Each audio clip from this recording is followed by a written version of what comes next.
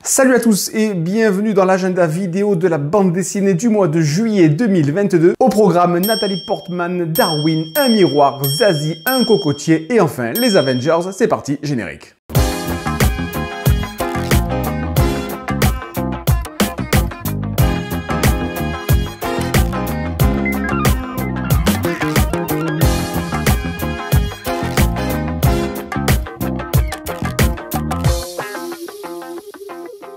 Alors, un mois de juillet plutôt calme, même très calme niveau sortie. Pas d'opération spéciale ce mois-ci, on attaque directement par le coup de cœur. Et mon coup de cœur ce mois-ci, il se passe chez Glénat avec la sortie de Un dernier soir à Pékin de Golo Zhao. Elio est originaire d'une ville industrielle mais il habite à Pékin. Un soir de forte neige, il reste chez sa petite amie. Cette soirée particulière va leur permettre de mieux se connaître tout en traversant la ville qui regorge de découvertes culinaires. Le récit est découpé en 4 flashbacks faisant écho évidemment aux 4 saisons. Une tranche de vie emplie de rencontres furtives ou plus longues qui laisseront une trace dans la vie du jeune homme et qui feront l'homme qu'il est aujourd'hui. J'ai beaucoup aimé les plans, j'ai beaucoup aimé la couverture. Je pense qu'on aura affaire à une espèce de manga contemplatif. Ce manga, comme j'ai pu voir chez Jiro Taniguchi, offre une espèce de parenthèse, de tranche de vie, comme je le disais dans le résumé. Et donc je pense que ce manga, Un dernier soir à Pékin, peut vraiment vous plaire. Il sortira le 6 juillet pour 22,50 €. Et puis du coup on reste sur les mangas avec la rubrique manga. Je commence donc cette rubrique manga avec la sortie chez Kana de Darwin's Incident, le premier volume. Charlie est un être génétiquement modifié, né d'un croisement entre un humain et une chimpanzé. 15 ans plus tard, alors qu'il intègre le lycée, Charlie va être au centre de toutes les attentions, lui qui n'aspire qu'à une vie paisible. Chez K-Books, c'est The Abandoned Empress, le premier volume. Aristia est promise à l'empereur depuis sa naissance, mais sa place lui est volée par une jeune inconnue. Brisée et déshonorée, elle est condamnée à mort. C'est alors qu'elle est projetée 7 ans en arrière et saisit cette opportunité pour changer sa destinée. Chez Mangetsu, c'est The Ice Guy and Cool Girl. Imuro possède le don de maîtriser le froid et la glace, d'apparence froid et insensible, c'est le cas de le dire. Il attire pourtant l'attention de Fuyutsuki, sa collègue dont il est secrètement amoureux. Chez Pika, Komi cherche ses mots. Komi est une jeune étudiante belle et élégante et elle fascine ses camarades de classe. Ben tiens, tu m'étonnes. Pourtant, elle dissimule tant bien que mal une anxiété sociale qui la rend incapable de s'exprimer et de communiquer avec les autres. Tadano, son voisin de classe, va l'aider à surmonter ce problème. Chez Matin Calme, dans la collection Koyoan, c'est Mirror Game, le premier volume. Lors d'une émission télé, l'individu K lance un sort aux téléspectateurs dont la plus grande partie se suicideront au bout de 15 jours. L'inspecteur Cha Ji-yeon reçoit l'aide de Seo Jin-woo, un jeune homme amnésique, pour arrêter K. Je pense malgré tout que ça n'a rien à voir avec Men in Black. Chez Vega Dupuis, c'est Arena, le premier volume de Clarity et du chef Otaku. Je pense que ça vous parle. Gabriel, sous ses airs d'étudiant banal, est en fait un psychopathe qui essaye de refouler ses pulsions. Lors d'une sortie scolaire, lui et une partie de ses camarades sont transportés par une force mystérieuse sur une autre planète au milieu d'une arène où ils vont devoir se battre pour survivre. Gabriel va donc pouvoir laisser libre cours à ses pulsions. Chez Kurokawa, c'est Sino Alice, le premier volume. Alice est une jeune lycéenne et elle reçoit la visite de 2 poupées qui l'interrogent sur ses désirs. Peu de temps après, elle bascule dans un jeu avec la mort, accompagnée d'autres jeunes filles qui ont vu les mêmes poupées. Ça sortira le 13 juillet. Chez Neuve Édition, c'est Mardok Scramble, le premier volume. Dans une ville futuriste, Rune est une jeune prostituée et laissée pour morte. Elle se réveille dans un endroit inconnu, muette mais dotée de facultés surhumaines. Elle est bien décidée à se venger. C'est un tout petit prix, 3,95 €, donc très intéressant. Chez Boys Love, Les larmes du ciel, le premier volume. Shiro est un lycéen qui sauve un pilote victime d'un accident d'avion. Amnésique et semblant venir d'une autre époque, Shiro le recueille chez lui bientôt. Kiku, le pilote, est en proie à de terribles cauchemars. Ça sortira le 22 juillet. Chez Hot Manga, c'est Jours précieux. Inexpérimenté sur le plan de l'amour, un jeune homme rencontre une jeune femme qui est aussi novice en la matière. Ensemble, ils vont découvrir les joies du plaisir charnel. Attention, c'est un manga érotique interdit aux moins de 18 ans, donc écarter les adolescents. Et enfin, chez Meian Édition, c'est Killer Shark in Another World. Shiromi est une apprentie magicienne et elle est recalée lors de son examen. Moquée et prise à partie, elle invoque sans le faire exprès un grand requin blanc qui sème la panique dans l'école. C'est tout pour le... c'est déjà pas mal.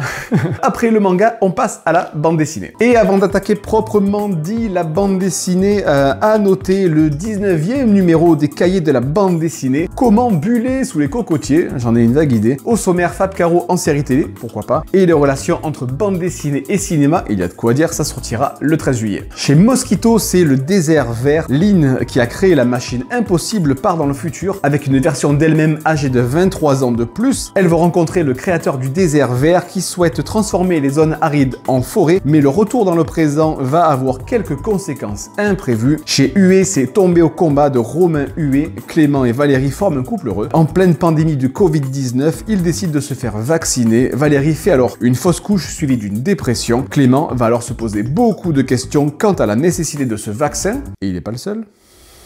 It eats what feeds it. Oula, ça me fait travailler l'anglais. À la recherche d'un job d'été, Kenny accepte un poste d'homme à tout faire dans une belle demeure de la Louisiane, mais Françoise, la mystérieuse propriétaire, cache bien des secrets que Kenny va découvrir à ses dépens. J'ai beaucoup aimé la couverture et c'est un tout petit prix, 12 €. Et enfin, chez Choc d'Homme, c'est 5 minutes 2 fois par jour, emprisonné pour détention de drogue. Chet Baker, le trompettiste de jazz, est condamné à 16 mois de prison. Il insiste auprès du juge pour avoir le droit de jouer de la trompette 5 minutes 2 fois par jour. C'est inspiré d'un fait réel. Il y a quelques temps, je vous parlais de Charlie Parker. Cette fois-ci, c'est au tour de Chet Baker, un agenda résolument jazz. Allez, dégage. Après la bande dessinée, on passe bien évidemment à la bande dessinée jeunesse. Une toute petite section BD jeunesse. Je vous l'ai dit, ce mois de juillet, il n'est pas très riche en sorties. Chez Dupuis, c'est Évolution Z, le premier volume, l'île. La jeune Adi perd ses parents. Elle est accueillie sur l'île, une île donc paradisiaque où elle découvre que cohabitent deux sortes d'adolescents, des zombies et d'autres en apparence normaux, mais utilisés pour nourrir les premiers. De quel groupe Adi fait-elle partie? C'est elle qui devra le découvrir. Chez Le Robert, Zazie sans faute. Zazie veut être élue déléguée de classe et pour ça, elle promet à ses camarades de classe qu'ils ne feront plus de fautes de français. Les difficultés de la langue française abordées sous forme de gag, et vu la jeunesse d'aujourd'hui, je pense que ça peut servir. Et enfin, chez Macaca Édition, c'est Zone 25, c'est une espèce de bande dessinée interactive, une BD dont vous êtes le héros. Karl doit trouver un remède à un virus mortel ayant causé une épidémie qui est en train de décimer l'humanité. On sait au moins que c'est pas le Covid-19. Après la BD jeunesse, on passe aux comics. Chez Urban Comics, c'est la sortie de Sea of Stars, écrit par Jason Aaron. Le jeune Kathleen et son père Gilles traversent l'univers dans leur vaisseau, mais lors d'une explosion, ils sont séparés. Si Gilles ne cessera de rechercher son fils, ce dernier, en revanche, tranquille, va s'émerveiller des rencontres surprenantes qu'il va faire. À noter aussi chez Urban la sortie du 5e tome de L'eau, qu'on ne voyait plus venir, mais bon, du coup, il est sorti. Chez Delcourt, c'est la sortie de Fight Girls de Frank Cho et de Sabine Rich. Si vous connaissez Frank Cho, si vous le suivez sur Insta, vous savez qu'il aime bien dessiner les femmes. Des participantes à un jeu de survie sont téléportées sur différentes planètes pour tenter de survivre à des menaces diverses et variées. Parmi l'une d'elles se cache une candidate infiltrée, prête à tout pour gagner ce jeu macabre. Chez High Comics, c'est The Cape 1969 de Joe Hill, la préquelle du comics The Cape, qui revient sur les origines du père des personnages rencontrés dans The Cape, Chase Etanji, dont l'hélicoptère a été abattu au Vietnam et qui va devoir survivre en territoire ennemi, et il va apprendre que le danger ne vient pas que des ennemis. Chez Bliss Comics, c'est la sortie de The Visitor. Le visiteur, en apparence indestructible, poursuit sans relâche deux scientifiques travaillant sur un projet top secret. Qui est-il et vivront-ils assez longtemps pour découvrir son identité? Et enfin, alors là, attention, c'est réservé aux puristes de Marvel. Chez Taschen, c'est Marvel Comics Library Avengers Volume 1 1963-1965. C'est un objet de collection. Les 20 premières histoires des Vengeurs créées en 1963, publiées dans une édition XXL de 630 pages avec coffret métallique, édition limitée à 1000 exemplaires et numérotée. Une anthologie incroyable pour les plus grands amateurs des plus grands personnages Marvel. Ça sortira le 13 juillet et il faudra compter, oui, c'est pas une erreur, il faudra compter 500 €. Mais là encore, voilà, c'est un produit d'exception qui est réservé vraiment aux collectionneurs. On arrive déjà, et oui, déjà aux dernières rubriques de cet agenda de la BD du mois de juillet 2022. On attaque cinéma, séries télé et festival.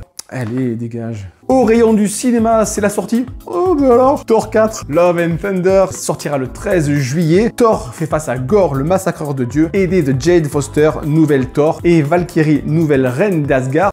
Putain, c'est mouche. Et enfin, au niveau série télé, oh là là là là là, attention, attention, c'est la sortie de Paper Girls de Brian K. Vaughan et de Clive Chang, ma série d'amour que j'aime à la folie. 4 adolescentes qui distribuent des journaux voyagent malgré elles dans le temps, prises dans une guerre temporelle entre deux clans. Attention, attention, attention avec cette série. On se souvient du fiasco total de Wild Last Man, et là, voilà, c'est une autre série de Brian K. Vaughan qui est adaptée. Cette série, je l'adore, il n'y a pas d'autre mot. J'espère que ça sera vraiment au niveau. Ça serait tellement dommage de faire de la dub avec Paper Girls. Ça sortira le 29 juillet, pourvu que ça soit bien. Vraiment, pourvu que ça soit bien. Sinon, les gars, faut arrêter les adaptations. Arrêtez tout. Et enfin, pour finir, au niveau des festivals, les 2 et 3 juillet, c'est le 15e festival de bande dessinée, de jeux et de manga Bulle de Burle à Saint-Énimie en Lozère dans le Languedoc-Roussillon du 8 au 10 juillet. C'est le 13e festival bande dessinée Bulle à croquer de Saint-Brieuc dans les Côtes d'Armor en Bretagne. Couvrez-vous, je dis ça à chaque fois, mais bon, couvrez-vous. Avec une affiche dessinée par Pascal Jousselin, le papa d'Imbattable. Superbe série, découvrez Imbattable. Et enfin, les 16 et 17 juillet, c'est le 20e festival de la bande dessinée de Dieppe dans la Seine-Maritime en Haute-Normandie. Cette fois-ci, c'est beau, j'ai déjà fait les Normands l'autre fois, donc bon, mais couvrez-vous aussi. C'est bien, couvrez-vous. Et enfin, la rubrique dans la rubrique, le même week-end, c'est le 2e festival de la bande dessinée de Saint-Maximin à Sainte-Baume dans le Var, et que par là, par contre, il fait beau. Voilà, vous pouvez venir en débardeur. Casse-toi.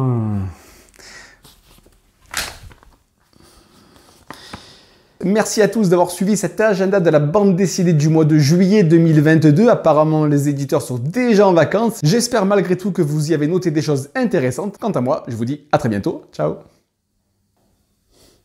Ouf. Oh. Ah ouais, la grande classe, quoi. Ouais, merci. Tu vas où habillé comme ça? Eh ben ça y est, je pars en vacances. Et tu veux pas mettre un chapeau, là, pour le soleil? Ça risque de taper. Ouais, mais attends, j'en ai un. Regarde. Bob Cochonou. T'es beau comme un dieu. T'es magnifique. Merci. Touche à rien. J'espère qu'on va me reconnaître sur la plage. Je pense qu'on va pas te rater. Top. Allez, j'y vais. Bonnes vacances. Merci.